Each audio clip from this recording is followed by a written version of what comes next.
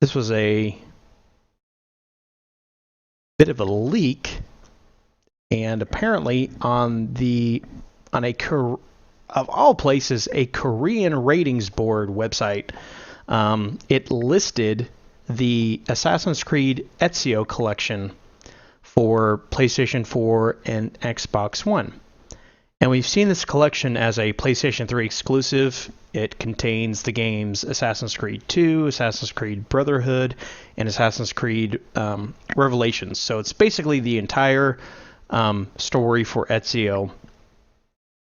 And they're some of the best games in the series, to be honest. Assassin's Creed 2 basically set out to fix all the complaints that everyone had about the original. And it did, to a large degree, and more. It's one of my favorites. And then Brotherhood was actually going to be pretty much, I don't know if it was going to be DLC or an expansion to Assassin's Creed 2, but eventually developed into its own game. It introduced a lot of different mechanics, like actually starting your own Brotherhood of Assassins and recruiting people and calling on them in battle, and really, really fun. And then Revelations didn't really do much to expand on the gameplay, but story-wise, it's really important as closure to Ezio's stories. But apparently it happened. It looks like it was listed for the current generation of consoles. And it raises interesting raising interesting questions with this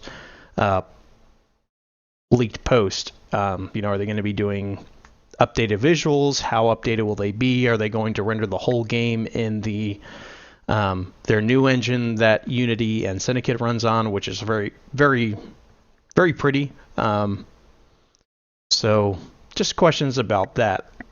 I kind of feel like they may not go that route. They may just do things like other remasters and just kind of update the lighting, maybe touch up the character models. But the reason I bring this up is if you've ever been on the fence about getting into the Assassin's Creed franchise, this is a fantastic place to start. All three games are good. I would say probably the weakest one was Revelations. Assassin's Creed 2 just introduced all these mechanics that became mainstays for the franchise.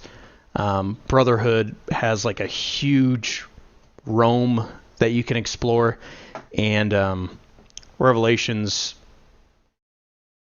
kind of builds on those previous two games and has a really interesting story. So yeah, play this if you haven't played it. Have you played it? I have. I've played Assassin's Creed 2 and Assassin's Creed Brotherhood. I didn't play Revelations just because I heard from a lot of people that it wasn't super great, which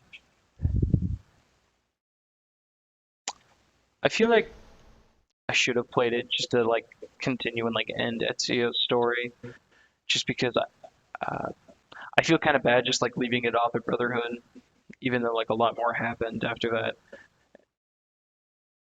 But I never got it. Story-wise, I would say it's the strongest of the three. Um, I think the main thing that people complain about, and I use that term very loosely, um, there's kind of this tower defense part of the game that basically every time, you know how in Brotherhood you have to um, you take over Templar like towers and forts, and that's how you actually take the city back. So you do that in Revelations, but your tower can be or your sector can be attacked, and it basically becomes a tower defense game where you have to like put certain assassins in different places to defend it, and it has a really high or really steep rather difficulty curve or learning curve. After the first few times it happens, like I would constantly lose and have to like recapture that area of town, and it was a little bit frustrating. So that wasn't done very elegantly, but they did make some changes to the. They gave you you have a little hook that's been added to his blade, and you can do zip line attacks, and so they've kind of just refined things with that game, but it also has some of the best music too from the series. So you should get this probably. The other two games were great. Yeah.